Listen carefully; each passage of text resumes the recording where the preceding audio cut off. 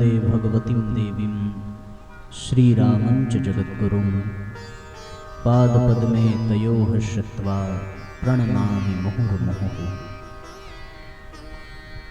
परम पूज्य गुरुदेव एवं स्नेह सलिला परम वंदनीय माता जी को भाव भरा स्मरण करते हुए उन्हीं के सूक्ष्म संरक्षण में पुरुषोत्तम मास की पावन वेला में आत्म कल्याण एवं लोक कल्याण की भावना से समस्त ग्रामवासियों एवं क्षेत्रवासियों में परम पूज्य गुरुदेव के आध्यात्मिक संदेश को पहुंचाने हेतु क्षेत्र के सभी समर्पित गायत्री परिवार के कार्यकर्ताओं द्वारा आयोजित 4 दिवसीय श्रीमद् पावन प्रज्ञा पुराण कथा के आज दीप यज्ञ के सुअवसर पर चतुर्थ सत्र में व्यास मंच के समक्ष विराजमान लखनऊ से पधारी दिया टीम के सभी सम्मानित कार्यकर्ता भाई बहन और यहाँ उपस्थित श्रद्धामयी माताओं, देवतुल्य आत्मीय परिजनों, विज्ञान के माध्यम से आज के आध्यात्मिक संदेश को हमारे YouTube चैनल गायत्री शक्तिपीठ वाराणसी पर श्रवण लाभ प्राप्त करने वाले सभी सत्संग प्रेमी भाई बहन, आप सबके हृदय में विराजमान परमपिता परमेश्वर को बारंबार नमन वंदन करते हुए आइए भावपूर्वक आज के सत्र का हम सभी शुभारंभ करें। विगत 3 दिनों से हम सभी साथियों पावन प्रज्ञा पुराण के माध्यम से परम पूज्य गुरुदेव के आध्यात्मिक संदेश का रसास्वादन कर रहे हैं।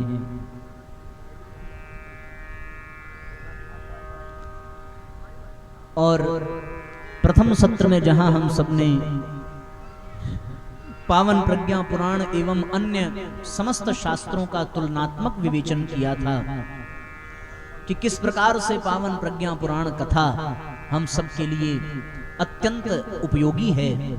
हम सबने ये जाना था कि भागवत वियोग शास्त्र है, रामचरितमानस प्रयोग शास्त्र है, श्रीमद् भगवत गीता योग शास्त्र है और पावन प्रज्ञा पुराण सदुपयोग शास्त्र है। इसके माध्यम से हम गीता के योग को भी जीवन में उतार सकते हैं और प्रज्ञा पुराण के सूत्रों के माध्यम से हम भागवत के वियोग शास्त्र में भी आनंद का अनुभव ले सकते हैं। साथ ही रामचरितमानस के प्रयोग शास्त्र का भी जीवन में अनुभव प्राप्त कर सकते हैं। इन सभी विषयों पर हम सब ने चिंतन किया था। तत्पश्चात हम सब ने ये जाना कि जीवन में देवत्व को स्थापित करने के लिए हमें किस प्रकार से अपने भीतर सद्गुण सत्प्रवृत्तियों को जागृत करना होगा। प्रथम सत्र में इन सब विषयों पर चिंतन करने के पश्चात द्वितीय सत्र में हम सब ने अनुभव किया कि जीवन में सत्कर्म के लिए सद्विचार का होना आवश्यक है। सद्विचार जीवन में तभी होंगे जब हमारी भावनाएं शुद्ध होंगी। संपूर्ण सत्र में इसी एक बिंदु के इर्द गिर्द चर्चा संपन्न होती रही और हम सब ने ये अनुभव किया कि वास्तव में भावनाओं को परिवर्तित भी किया जा सकता है अपने अनुसार और भावनाओं को सदैव शुद्ध बनाए रखा जा सकता है। तत्पश्चात तृतीय सत्र में हम सब ने पूर्ण रूपेण इसी सूत्र को समझने का प्रयास किया कि वास्तव में हम अपनी भावनाओं को शुद्ध कैसे रखें, कौन से सूत्र हम अपने जीवन में उतारें जिससे कि हम अपनी भावनाओं को पवित्र बना करके रखें। अनुकूल परिस्थितियों में ही नहीं, पीड़ा और पतन के प्रतिकूल परिस्थिति में भी हमारी भावनाएं श्रेष्ठ रहें, हमारे विचार उत्तम हो और विषम से विषम परिस्थिति में भी हम सत्कर्म के ही मार्ग पर, सन्मार्ग के ही मार्ग पर निरंतर आगे बढ़ते रहें। इन सब विषयों पर हम सब ने चिंतन किया था। अब यहीं से आज की चर्चा का साथियों हम सभी शुभारंभ करेंगे, पर विषय में प्रवेश करें उसके पूर्व आइए श्रीमद् पावन प्रज्ञा पुराण की अभ्यर्थना करते हुए भाव पूर्वक प्रज्ञा पुराण की वंदना करेंगे। दोनों हाथ ऊपर उठा करके सभी जय घोष करें। बोलिए परम पूज्य गुरुदेव की, बोलिए गायत्री माता की, बोलिए यज्ञ भगवान की, बोलिए पावन प्रज्ञा पुराण की। साथियों, प्रज्ञा पुराण का पावन संदेश अज्ञान के तिमिर को मिटाने वाला है। जीवन में प्रकाश का होना बहुत आवश्यक है। जिसके जीवन में प्रकाश है उसके जीवन में प्रसन्नता है, और जिसके जीवन में अंधेरा है उसके जीवन में अज्ञानता है। प्रकाश दिन में भी हमें मिलता है, लेकिन प्रकाश रात में भी मिलता है। दिन में जो प्रकाश मिलता है वो सूर्य भगवान के द्वारा प्राप्त होता है। रात में भी हम सभी प्रकाश की व्यवस्था कर लेते हैं, जैसे यहां किया गया है कृत्रिम प्रकाश की व्यवस्था।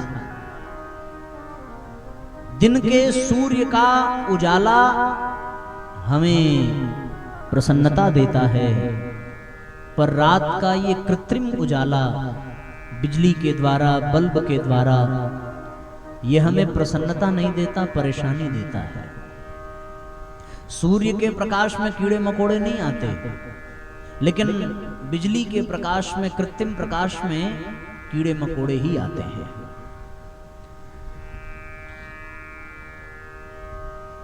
सूर्य के प्रकाश में व्यक्ति जगता है, पर इस कृत्रिम प्रकाश में व्यक्ति जग नहीं पाता है।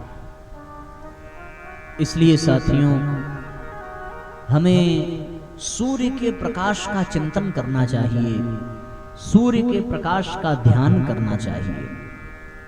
ये जो रात्रि का प्रकाश है, बिजली वाला, बल्ब वाला, ये भी प्रकाश हमारा मार्गदर्शन करता है, लेकिन ये केवल और केवल उतनी दूर तक ही मार्गदर्शन करता है जितनी दूर तक हमारी देखने की क्षमता हो, या जितनी दूर तक ये प्रकाश की किरणें पहुंचती हों। जैसे ये लाइट है तो ये केवल इसी प्रांगण को प्रकाशित करेगी। आप इस प्रांगण से बाहर निकल जाइए तो वहां आपको अंधेरा ही मिलेगा। लेकिन सूर्य का प्रकाश किसी एक स्थान को प्रकाशित नहीं करता, वो सारी धरती को प्रकाशित करता है। इस प्रकाश में हम बंधे हैं, सूर्य के प्रकाश में हम बंधते नहीं, सूर्य के प्रकाश में हम मुक्त हो जाते हैं। सूर्य का प्रकाश भी ज्ञान का प्रतीक है, ये वाला प्रकाश भी ज्ञान का ही प्रतीक है। लेकिन ज्ञान भी दो प्रकार के हैं। पूज्य गुरुदेव ने कहा, एक शिक्षा और एक विद्या। विद्या सूर्य के प्रकाश के समान है, लेकिन शिक्षा सूर्य के प्रकाश के समान नहीं है। शिक्षा ये बिजली वाले बल्ब के प्रकाश के समान है। वो शिक्षा, उसकी कुछ सीमाएं हैं। जैसे गणित की शिक्षा किसी के पास हो तो वो अंग्रेजी में कुछ नहीं कर पाएगा। अंग्रेजी का ज्ञान जिसको हो वो बेचारा हिंदी में कुछ नहीं कर पाएगा। लेकिन विद्या अगर जीवन में है तो वो अपने विद्या के प्रभाव से धरती के किसी भी क्षेत्र में चला जाए, वहीं उसे सम्मान मिलता है। विद्वान सर्वत्र पूज्यते। विद्यावान का, विद्वान का पूजन सर्वत्र होता है। गणित का ज्ञाता है तो वो केवल गणित की कक्षा में ही पूजा जाएगा। अंग्रेजी का अच्छा ज्ञान है तो वो केवल अंग्रेजी की कक्षा में ही, अंग्रेजी के स्कूल में ही केवल उसकी पूजा होगी। लेकिन अगर विद्वान है तो वो किसी एक स्थान पर नहीं, बल्कि किसी भी स्थान पर उसका सम्मान बना रहेगा। इसलिए सूर्य का प्रकाश विद्या का प्रतीक है और यह कृत्रिम प्रकाश शिक्षा का प्रतीक है। विद्या परमात्मा की कृपा से मिलती है, सूर्य परमात्मा के प्रतिनिधि हैं। शिक्षा यहीं से मिलती है। अक्षरों का निर्माण, विषयों का ज्ञान, भौतिकता का ज्ञान, इन सब का निर्माण यही हुआ है। ये शिक्षा नाशवान है, लेकिन विद्या नाशवान नहीं है। विद्या तो नित्य है, शाश्वत है। और ऐसे विद्या के प्रकाश में परेशानी नहीं है, प्रसन्नता होती है। जैसे ही सूर्य का प्रकाश उगेगा, वैसे माछी, मच्छर, कीड़े मकोड़े सब विलुप्त हो जाते हैं। लेकिन जैसे ही सूर्यास्त हुआ और कृत्रिम प्रकाश की हमने व्यवस्था भले कर ली, पर कीड़े मकोड़ों को आने से रोक नहीं सकते। उसी प्रकार अगर जीवन में विद्या हो तो दुर्गुण दुराचार सब छोड़कर भाग जाते हैं। लेकिन जीवन में अगर शिक्षा ही केवल हो तो शिक्षा प्राप्त कर लेने के पश्चात भी जीवन में लोभ, मोह, अहंकार, ईर्ष्या, द्वेष के कीड़े हमेशा हमारे आसपास मंडराते रहते हैं। विद्या ददाति विनयम, विद्या विनम्रता प्रदान करती है, लेकिन शिक्षा विनम्रता नहीं प्रदान करती। बड़े बड़े कॉलेजेस में बड़ी बड़ी डिग्रियों को लेकर के निकलने वाले आज के विद्यार्थी, वो विद्यार्थी नहीं बल्कि शिक्षार्थी ही कहे जाएंगे।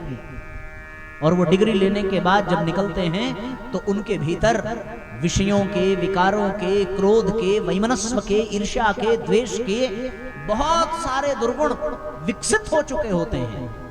माँ बाप ने स्कूल में भेजा, कॉलेज में भेजा उनको योग्य बनाने के लिए, पर उनकी योग्यता कदाचित और घट जाती है स्कूली शिक्षा प्राप्त कर लेने से। परिस्थिति भी आप देख ही सकते हो। सूर्य का प्रकाश होता तो ये कीड़े मकोड़े न होते। ये कीड़े मकोड़े ही दुर्गुण के प्रतीक हैं, जो हमें प्रसन्नता नहीं परेशानी प्रदान कर रहे हैं। इसलिए साथियों, जीवन में स्कूली शिक्षा के साथ साथ जीवन विद्या का भी होना बहुत आवश्यक है। स्कूल की शिक्षा तो टीचर से मिल जाएगी, अध्यापक से मिल जाएगी, पर जीवन विद्या टीचर से नहीं मिलेगी, स्कूल में नहीं मिलेगी। वो सद्गुरु के द्वारा ही प्राप्त होती है। इसलिए साथियों, सद्गुरु सविता के समान होता है, सूर्य के समान होता है। सद्गुरु और सविता में, सूर्य में कोई अंतर नहीं है। साक्षात सद्गुरु ही सविता है, सविता ही सद्गुरु है। जैसे सूर्य का प्रकाश भी ज्ञान का प्रतीक है, उसी प्रकार साथियों सविता का प्रकाश भी सद्ज्ञान का प्रतीक है। हम सबको केवल और केवल रात्रि के इस कृत्रिम प्रकाश का ही नहीं, बल्कि दिन के सविता के प्रकाश का अनुसरण करना चाहिए और अपने जीवन में उस प्रकाश को उतारने का प्रयास करना चाहिए। इसलिए साथियों, जिस व्यक्ति ने अपने जीवन को ज्ञान के प्रकाश से, सविता के प्रकाश से परिपूर्ण कर लिया, उसका जीवन धन्य बन जाता है और वो अपने जीवन में वास्तव में परम विद्या को प्राप्त कर लेने के पश्चात निस्संदेह स्वयं भी मुक्त हो जाता है और अपने साथ साथ अन्यों को भी मुक्ति प्रदान करता है, स्वयं भी अपने जीवन को धन्य बनाता है और अपने साथ साथ दूसरों के जीवन को भी धन्य बनाता चला जाता है। इसलिए साथियों, केवल शिक्षा नहीं बल्कि शिक्षा के साथ साथ अपने जीवन में विद्या का भी अवलंबन लेना चाहिए। विद्यावान ही अपने जीवन का कल्याण कर पाता है।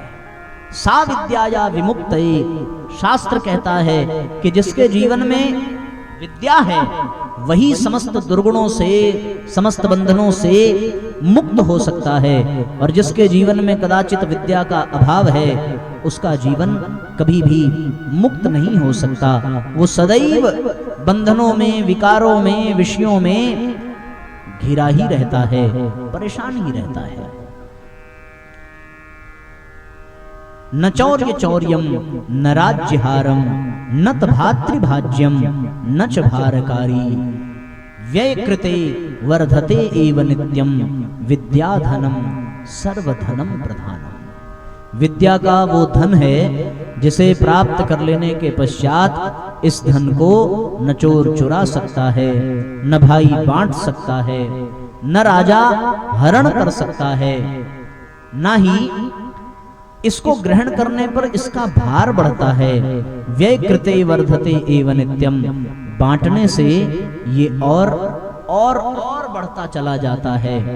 और निस्संदेह विद्या ग्रहण कर लेने के पश्चात मनुष्य देवत्व से भर जाता है।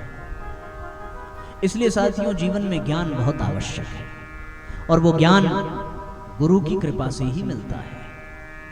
सद्गुरु बिना किसी को सद्ज्ञान कब मिला है। बहुत प्यारी पंक्ति है, सद्गुरु बिना किसी को सद्ज्ञान कब मिला है। सद्गुरु बिना किसी को सद्ज्ञान कब मिला है। सद्गुरु बिना किसी को सद्ज्ञान कब मिला है। सद्गुरु बिना किसी को सद्ज्ञान कब मिला है। गुरु से ही शिष्य मन का, गुरु से ही शिष्य मन का श्रद्धा सुमन खिला है। गुरु बिना किसी को सद्ज्ञान कब मिला है।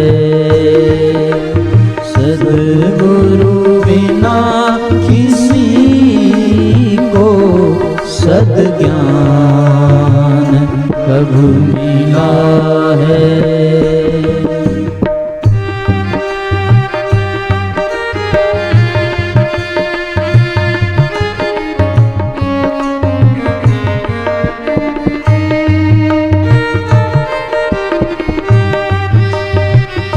सब भावपूर्वक तालियां बजाइए, एक साथ दोहराइए।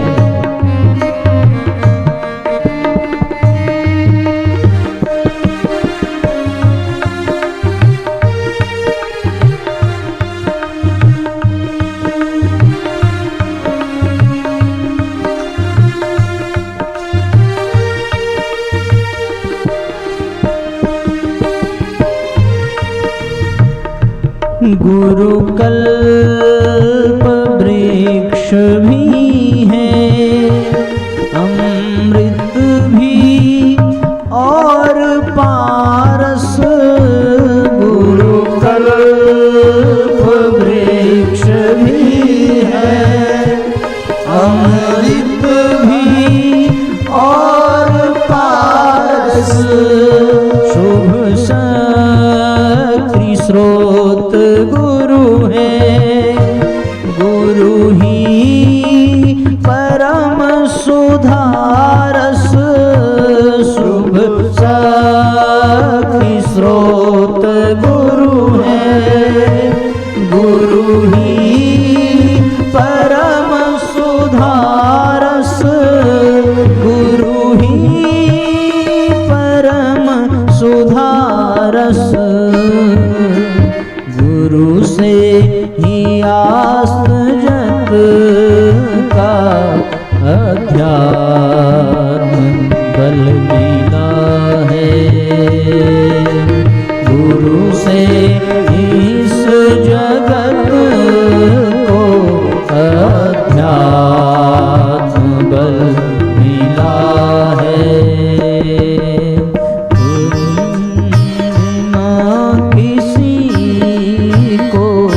सद्ज्ञान कब मिला है।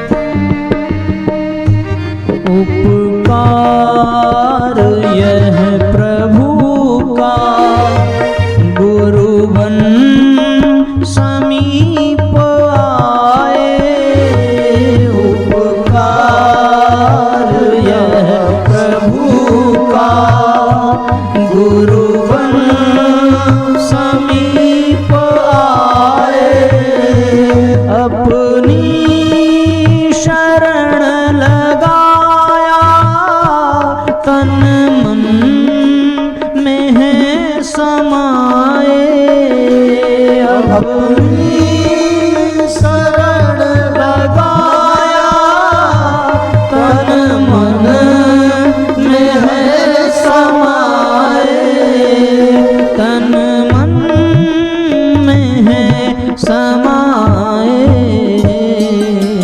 गुरु के स्वरूप में बस भगवान ही मिला है,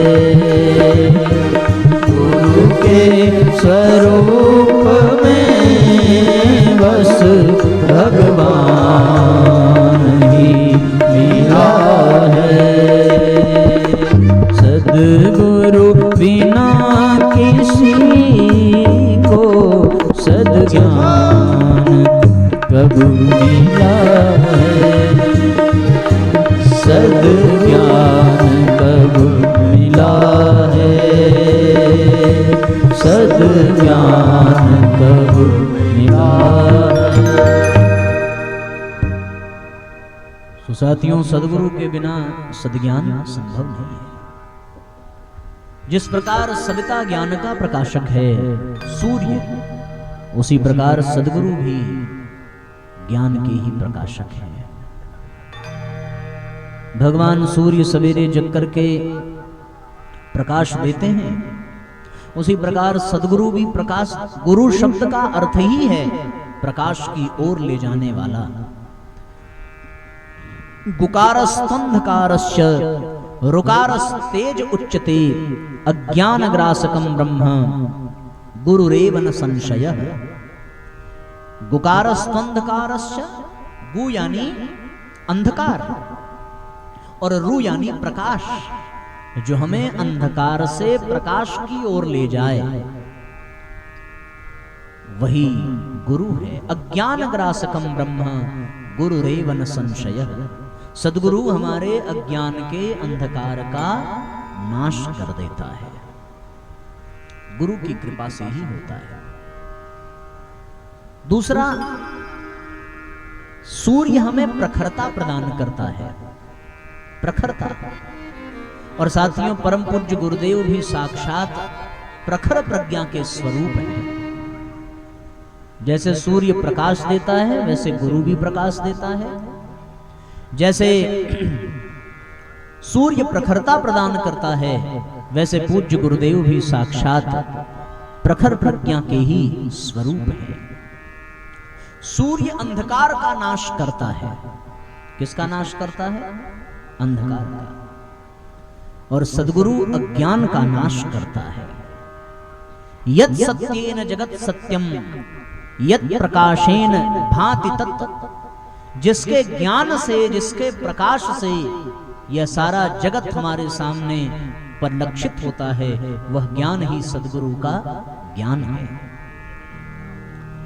सो सविता जिस प्रकार अज्ञान अंधकार को हरता है, गुरु अज्ञान को हरण कर लेता है, नष्ट कर देता है।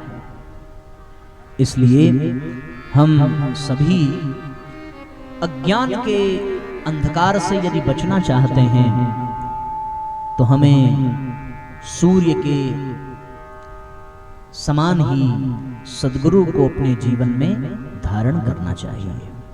सूर्य के प्रकाश से हमें भौतिक जगत का दर्शन होता है। सूर्योदय होता है तो संसार दिखता है ना। उसी प्रकार गुरु के प्रकाश से हमें आध्यात्मिक जगत का दर्शन होता है। जैसे ये भौतिक जगत है, उसी प्रकार एक सूक्ष्म जगत भी है, आध्यात्मिक जगत भी है। ये वाला सूर्य इस संसार को प्रकाशित करेगा, दर्शन कराएगा, पर सद्गुरु का ज्ञान, सद्गुरु का प्रकाश, सद्गुरु का अनुग्रह अध्यात्म जगत का दर्शन कराता है। सूर्य में भी ऊर्जा है, सद्गुरु में भी तप की ऊर्जा है। सूर्य अपनी ऊर्जा से हमें प्राणान्वित करता है, पर सद्गुरु अपने तप की शक्ति से हमें प्राण संपन्न बनाता है, प्राणवान बनाता है। सूर्योदय के होने पर हमें संसार का बोध होता है। व्यक्ति सोया है नींद में, पर सूर्योदय हो जाए तो वो नींद से जगता है और वो जानता है कि वो कहाँ है, किस स्थान पर है, उसके माता पिता कौन है। तो जैसे सूर्य के उगने से संसार का, संसार के संबंधों का, संसार के रीति रिवाजों का बोध होता है, उसी प्रकार सद्गुरु के मिलने से आध्यात्मिक माता पिता का, भगवान का बोध होता है, ईश्वर का बोध होता है। इसलिए साथियों, सद्गुरु सविता से भी अधिक महान है, सविता से भी श्रेष्ठ है। ध्यान रखना, रात होने पर सूर्य अस्त हो जाता है, लेकिन जीवन में अगर सद्गुरु आ गया तो सद्गुरु कभी अस्त नहीं होता, बल्कि वो सदैव अपने शिष्यों को आगे बढ़ाता चला जाता है। दिन के उजाले में ही नहीं, रात के अंधेरे में भी गुरु का मार्गदर्शन मिलता है, अगर शिष्य का समर्पण है तो।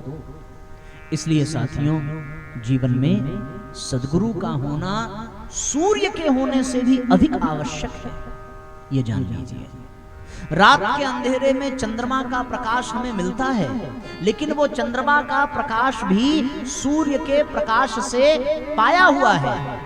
चंद्रमा सूर्य के प्रकाश को लेकर ही धरती पर चांदनी फैलाता है। उसी प्रकार परम पूज्य गुरुदेव सशरीर हमारे बीच में हो या ना हो, लेकिन उनके तेज, उनके प्रकाश को लेकर ही हम लोग व्यासपीठ पर बैठ करके उनकी ही चंद्रमा बन करके संसार को, उनके विचारों को पहुंचाने का कार्य करते हैं। इसलिए साथियों, सविता तो चंद्रमा को प्रकाश देता है, पर वो सूर्य किसी एक चंद्रमा को प्रकाश देता है, पर सद्गुरु का दिव्य तेज करोड़ों करोड़ों शिष्यों को प्रकाशित करता है और उन शिष्यों के माध्यम से सारे संसार के अंधकार को मिटाता है। ये सद्गुरु का तेज है। इसलिए साथियों, जीवन में सूर्योदय हो या ना हो, पर जीवन में सद्गुरु का होना बहुत आवश्यक है। एक बार सूर्य के न रहने पर जीवन संभव है, रात में जीवित हैं हम लोग, लेकिन सद्गुरु के न रहने पर जीवन में हर कदम पर खतरा है, हर कदम पर गिरावट है, हर कदम पर छलावा है, हर कदम पर भटकाव है। व्यक्ति भ्रमित हो जाएगा, भटक जाएगा। इसीलिए साथियों, संस्मरण याद आता है कि जब परम पूज्य गुरुदेव ने ये घोषणा की कि अब हम शीघ्र ही अपना शरीर छोड़ देंगे, तो फिर वहां बहुत सारे शिष्य बैठे थे और सब बैठ करके गुरुदेव के कक्ष में रोने लगे। एक दो तो इतना सिसकने लगे कि उनकी स्थिति को संभालते नहीं बन रहा था। किसी ने बिलखते हुए पूछा कि गुरुदेव, आप शरीर छोड़ करके हमें चले जाएंगे तो फिर हम आपसे कैसे बात करेंगे, आपसे कैसे मिलेंगे? गुरुदेव ने कहा कि बेटे, चिंता करने की कोई आवश्यकता नहीं है। हम इस शरीर को छोड़कर बहुत जल्दी ही सूक्ष्म शरीर धारण कर अखंड दीपक में समाहित हो जाएंगे। हमें जिससे मिलना हो, हमसे जो हमसे बात करना चाहता हो, वो शांत कुंज आकर के अखंड दीपक का दर्शन कर ले तो उसे हमारे दर्शन का सौभाग्य मिल जाएगा। पर एक व्यक्ति उसमें ऐसा भी था जो विदेश में रहता था। उसने प्रश्न किया कि गुरुदेव, भारत में रहने वाले लोग तो अखंड दीपक का दर्शन आकर के कर लेंगे, पर हम लोग तो विदेश में रहते हैं, हम लोग क्या करेंगे? हम लोग कैसे आपसे बात कर पाएंगे? गुरुजी अपने स्थान पर उठे, कुछ देर अपने कमरे में टहलते रहे। थोड़ी देर बाद अपने गंभीर मौन से मुखरित होकर के गुरुदेव ने कहा कि बेटा, हमने अपना निर्णय बदल दिया है और अब हम ये निर्णय लेते हैं कि हम केवल अखंड दीपक में ही नहीं रहेंगे, बल्कि हम सवेरे ब्रह्म मुहूर्त के सविता में अपने आप को स्थापित कर लेंगे और जो मुझसे बात करना चाहता हो, जो मेरा दर्शन करना चाहता हो, वो सवेरे ब्रह्म मुहूर्त के सूर्य का दर्शन करेगा, उसे मेरे दर्शन का सौभाग्य मिलेगा, उसे मेरे ही विचार प्राप्त होंगे जो सूर्योदय में बैठ करके गायत्री मंत्र की उपासना करेगा। ये गुरु जी ने स्वयं कहा है। और गुरुदेव एक बड़ी महत्वपूर्ण बात कहते हैं कि जिनको हमसे बातचीत करनी हो, जिनको हमारे विचारों को समझना हो, वे लोग सवेरे ब्रह्म मुहूर्त में उठ करके 10 बार गहरी सांस लेकर के अपने दाहिने हाथ से अपने सिर को सहलाएं और सिर को सहलाने के बाद हमारा चिंतन करें। जो विचार आए उसे अपना ही विचार समझें। तो ये कोई बहुत बड़ी बात तो गुरुजी ने नहीं बताई, पर अब जो गुरुदेव कहते हैं वो बड़ी मार्मिक बात है। गुरुदेव ने 1986 के प्रवचन में कहा है कि जो मुझसे बात करना चाहते हैं वो ये विधि करें, लेकिन करें कब? गुरुजी कहते हैं कि आप अगर इस काम को रविवार के दिन करेंगे तो हमें बड़ी सुविधा होगी। इसका अर्थ क्या है? इसका अर्थ ये है कि रविवार का दिन भी सूर्य का ही दिन होता है और गुरुदेव ने अपने लिए भी रविवार का दिन ही सुनिश्चित किया है। सो गुरुदेव साक्षात सविता के ही स्वरूप हैं। सविता और सद्गुरु में रंच मात्र का भी अंतर नहीं है, ये जान लीजिए। जिसने सद्गुरु को पा लिया उसने सूर्य को अपने हृदय में धारण कर लिया, और जिसने सद्गुरु को न पाया वो जीवन भर अज्ञान के अंधकार में ही भटकता रह जाता है। इसलिए साथियों, जीवन में सद्गुरु का होना बहुत आवश्यक है। जीवन में सद्गुरु हो तो जीवन धन्य बन जाता है। सविता ही गायत्री मंत्र के देवता हैं, सद्गुरु भी गायत्री के ही स्वरूप हैं। नमोस्तु गुरुवे तस्मै गायत्री रूपिणे सदा। गायत्री स्वरूप है सद्गुरु। यस्य वागमृतम हन्ति विषम संसार संज्ञकम। इसलिए साथियों, हम सभी अगर परम पूज्य गुरुदेव से जुड़ जाएं तो परम पूज्य गुरुदेव से जुड़ जाने के पश्चात अपने आप गायत्री माता से जुड़ जाना, सविता देवता से जुड़ जाने का सौभाग्य सहज ही प्राप्त हो जाएगा। बस गुरु की कृपा से यह लाभ हमारे हाथ से निकलने न पाए। इसलिए साथियों, हम सभी पूज्य गुरुदेव के श्री चरणों में भाव भरी प्रार्थना करें। तुम हमारे थे दयानिधि, हम तुम्हारे हैं, हम तुम्हारे ही रहेंगे हे परम गुरुदेव। तुम हमारे थे दयानिधि, तुम हमारे हो, तुम हमारे ही रहोगे हे परम गुरुदेव। तुम हमारे ही रहोगे हे परम गुरुदेव। दोनों हाथ ऊपर उठा करके एक साथ तालियां बजाइए। बहुत भावपूर्वक गुरुदेव से प्रार्थना करिए कि हम आपके हैं, आप हमारे हैं, हमें अपनी शरण में ले लीजिए।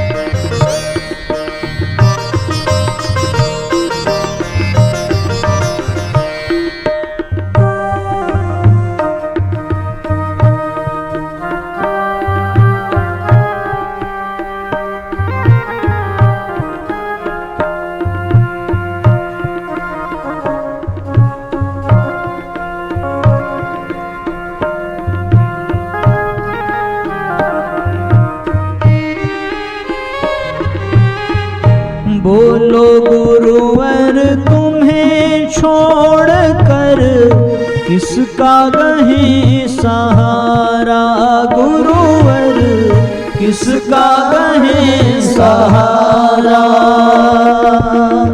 इस स्वार्थ से भरे जगत में एक विश्वास हमारा, गुरुवर एक विश्वास हमारा। अब तो अपना बोध करा दो हे परम गुरुदेव। अब तो अपना बोध करा दो हे परम गुरुदेव। दोनों हाथ ऊपर उठा करके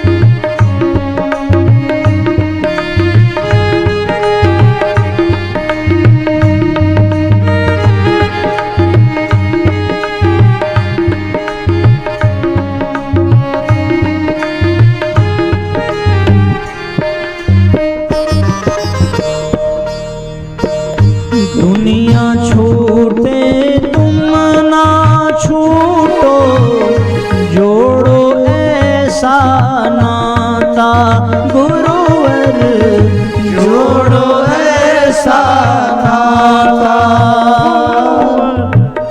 जोड़ो ऐसा नाता। तुम ही ब्रह्मा विष्णु महेश्वर, तुम ही भाग्य विधाता गुरुवर, तुम ही भाग्य विधाता। अपने अनुशासन में ढालो हे परम गुरुदेव, अपने अनुशासन में ढालो हमको हे गुरुदेव।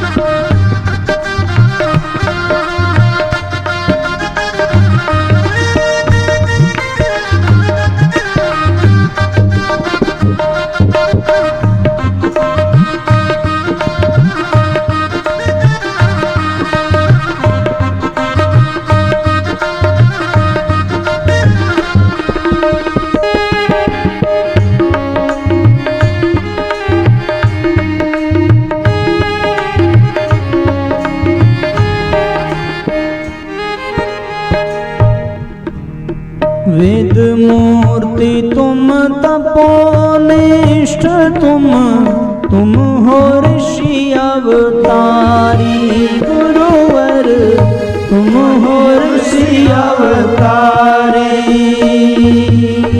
बने तुम्हारे अनुयायी हम, शक्ति झोंक दें सारी गुरुवर, शक्ति झोंक दें सारी।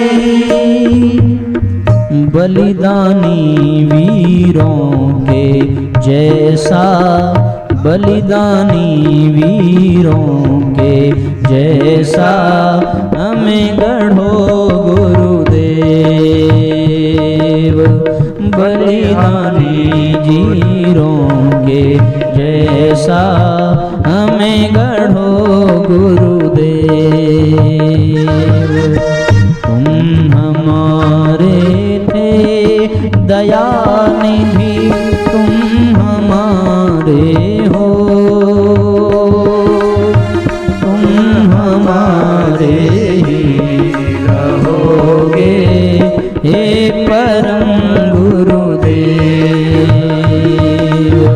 तुम तुम्हारे थे कृपा निधि, हम तुम्हारे हैं, हम तुम्हारे ही रहेंगे हे परम गुरुदेव, हम तुम्हारे ही रहेंगे हे परम गुरुदेव।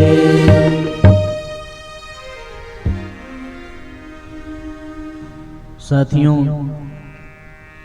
कोई सामान्य व्यक्ति हो तो भले ही विचार करें, पर गुरुदेव तो साक्षात ज्ञान के ही सूर्य हैं।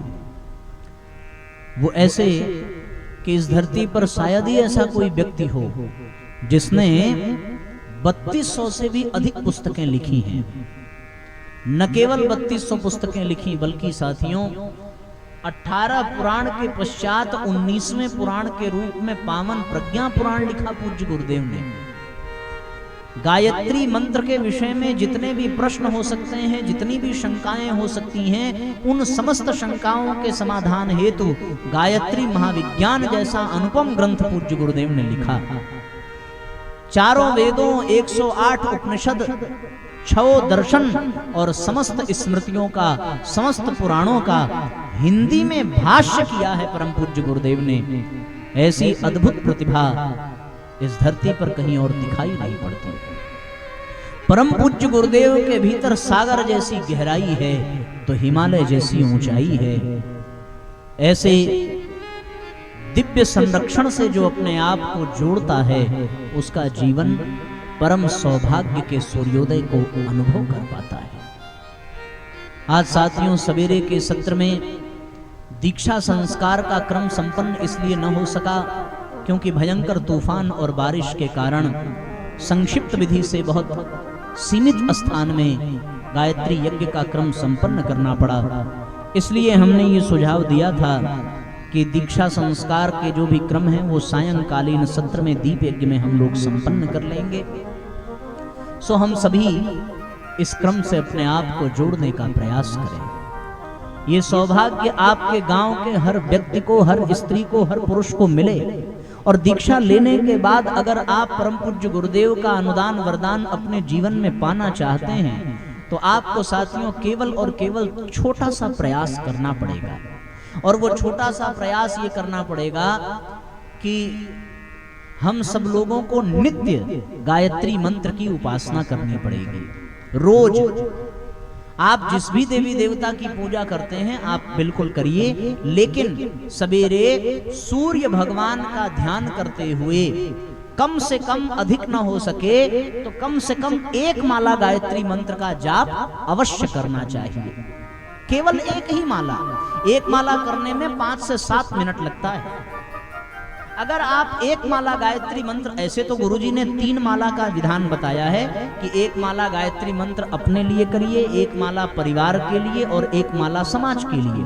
लेकिन अगर आपको समय न मिले, अगर आपको संभव न हो तो आप 1 ही माला से शुरू करिए और 1 माला गायत्री महामंत्र का रोज जाप करना चाहिए। चाहे वो कुंवारी कन्या हो, चाहे वो विवाहित माताएं हो, चाहे कोई बालक हो, चाहे कोई वृद्ध हो, चाहे कोई पुरुष हो, सबको बिना भेदभाव के नित्य 1 माला गायत्री मंत्र का जाप करना चाहिए।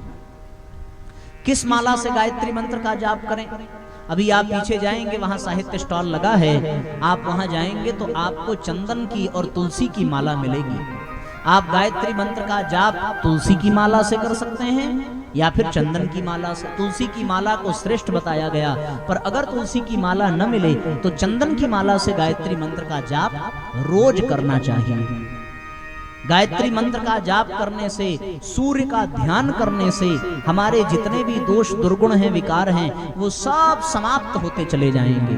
बिल्कुल वैसे ही जैसे सूर्योदय होते ही घासों पर जमी ओस भाप बनकर के उड़ जाती है, जिस प्रकार सूर्योदय होते ही माछी मच्छर सब भाग जाते हैं, उसी प्रकार सूर्य का ध्यान करते ही चिंतन में जितनी भी विकृतियां रहेंगी, जितने भी विकार रहेंगे, वो सब हमारे भीतर से मिटते चले जाएंगे। हृदय में जितने भी कसाय कलमश बैठे रहेंगे वो गायत्री मंत्र का जाप करने से और सूर्य भगवान का ध्यान करने से अपने आप समाप्त होते चले जाएंगे। फिर आपके जीवन में जो दुख दर्द है, क्लेश कलह है, मन मुटाव है, परेशानियां हैं, दिक्कतें हैं, ऋण कर्ज से आप परेशान हैं, उन सब विकारों से आप उबरते चले जाएंगे, मुक्त होते चले जाएंगे।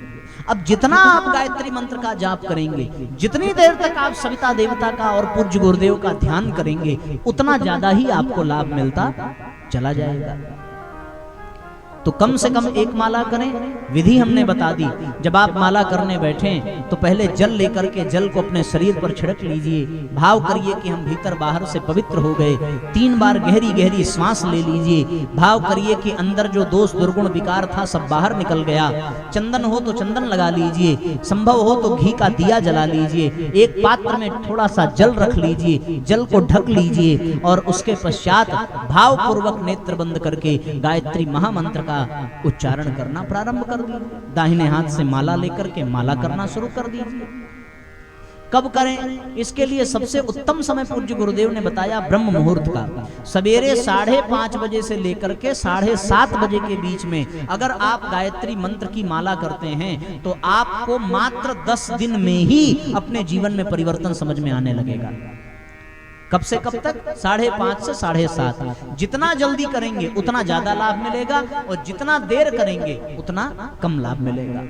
फिर लोग प्रश्न करेंगे कि महाराज सवेरे समय नहीं मिलता तब क्या करें, तो आप शाम को कर लीजिए, शाम का भी समय यही है। शाम को 5:30 बजे से लेकर के 7:30 के बीच में आप अपनी गायत्री मंत्र की माला पूरी करें। अगर आप 10 दिन तक नियम पूर्वक लगातार ये क्रम करते हैं, जो हमने बताया बस वही करना है।